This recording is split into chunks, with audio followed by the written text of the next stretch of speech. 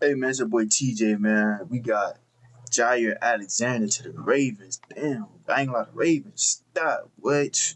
I ain't gonna lie, Ravens, but y'all don't win the Super Bowl this year, but I don't know when y'all gonna win. Boy, y'all got Jaire. Y'all got Marlon Humphrey. Y'all got Malachi Starks. Y'all got Hamilton. Y'all probably got the best safety duo in the league. Y'all got Roquan Smith. Y'all got Matta BK.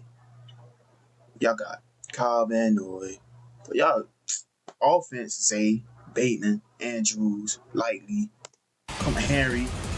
Damn, where Breaking y'all news, niggas? Jaire Alexander is heading to the Baltimore Ravens on a Only for one-year, 1 year, $6 $6 million million. I seen deal this after coming the though. Packers cut him earlier this month. Spent 7 seasons in Green Damn, Bay. well, Was a two-time I Pro ain't gonna Bowler, lie, but but he's the been Ravens slowed by loaded. injuries. Again, it's a one-year deal, $6 million, and he reunites with his I former was hoping he came college to us, teammate but at I hope he Louisville, came to the Lamar Dolphins, bro. We Jackson, need who told DBs his bad, especially GM Rams leaving us. yesterday to Our go secondary is get terrible. Alexander.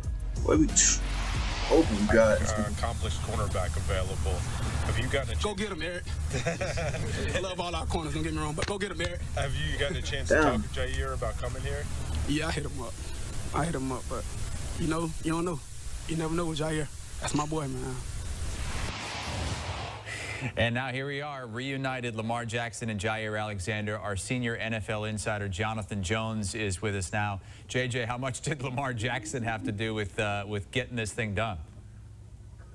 Yeah, hearing Lamar yesterday and now knowing what we know today, Lamar knew a little something, right? I think that when he spoke yesterday, he knew that his good friend, his old teammate, the Louisville Cardinal, Jaire Alexander, was very likely about to be en route to Baltimore. Yeah, Jaire so was going to the this team deal that's gets close to done. I win know the there's a bowl, though. report out there that it's 1 year. I feel like, bro, this was y'all last piece for a Super Bowl, though, for real, though, bro. $6 million. I think I feel like the probably going to be Ravens high. might have it this year, There's probably though. some incentives involved in that. No doubt it is a one-year deal for a player who is a two-time second-team All-Pro. And, you know, the Packers made him not just the highest-paid corner in Green Bay Packers history, but the highest-paid cornerback in Packers, boy, y'all NFL lost a history when big they one, did boy. How y'all gonna that replace deal him, about though? 3 years I ago. seen Bo Melton And play. he Don't tell me turned y'all in gonna a have Bo Melton fantastic at season corner, in bro. 2022. But then Come on, gang. in 23 and in 24, it was difficult for him to be on the field. And it's one thing if you're hurt, it's another if you're injured. And where the Packers ultimately parted ways with Jaire Alexander, it was because they were never really sure on, let's say, Friday of a game week, whether they were going to have Jaire Alexander in the lineup 48 hours later. And so that just kind of continued over the course of the past 2 seasons. And then ultimately the two sides could not agree to a revised deal that would keep him in Green Bay. Obviously, Jaire Alexander deciding and determining that what was best for him was a clean break from Green Bay. That money didn't really matter, that he wanted to go, obviously, be in a position where he could show that he go to the still bowl. has it, still in his 20s, plenty left to only for prove $6 out there. million, So though, here he that's is on a still, proven man. deal with a Super Bowl contending Baltimore Ravens team. You saw that list of the top cornerbacks in the NFL. If he would have went to any other team, I promise you, it would have been more than $6 million. To Pete Prisco, and He wasn't Marlon gonna go to no Humphrey is any also other team on for that 6 million. list, Hell also no. a member of the Baltimore Ravens. I think that puts Baltimore and Philadelphia as the only 2 teams with multiple corners in Pete's top 100 overall player rankings. How big of a need was this for Baltimore?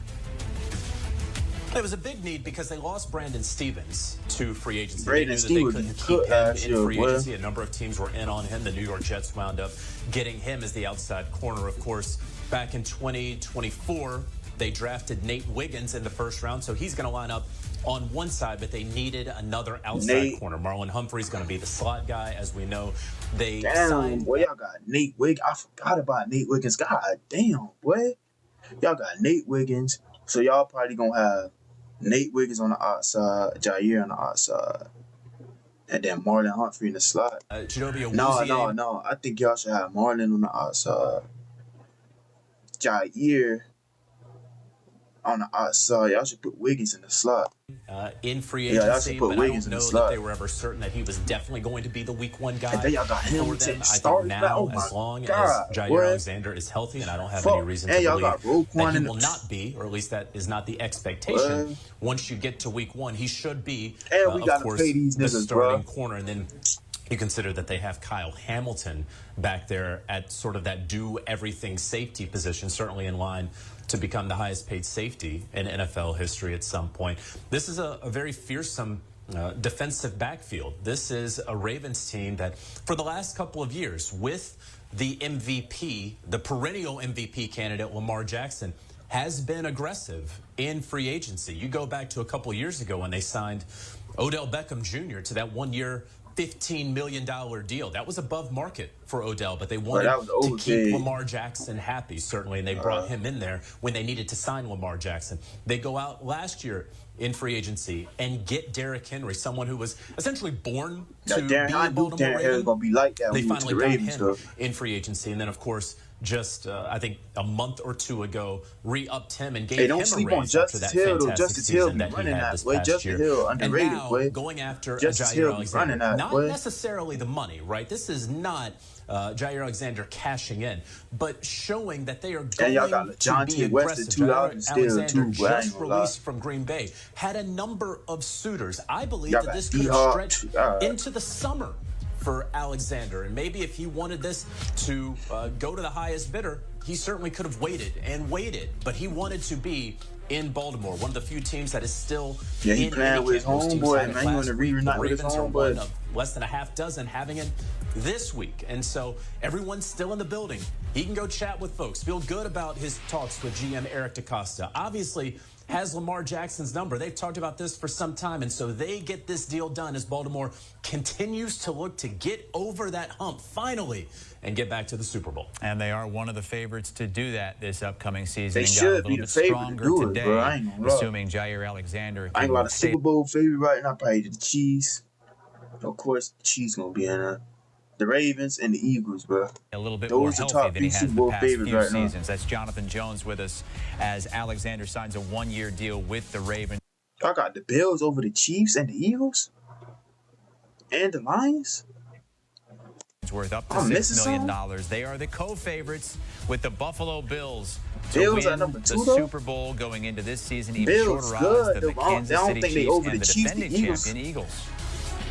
I don't think they better than the Chiefs or the Eagles. Damn, that boy Jaire on the Ravens, though. I feel like that's our missing piece, though. Is Ravens gonna win the ball this year? They should. I don't know, man. That's the end of that video. Make sure y'all like, subscribe, and more.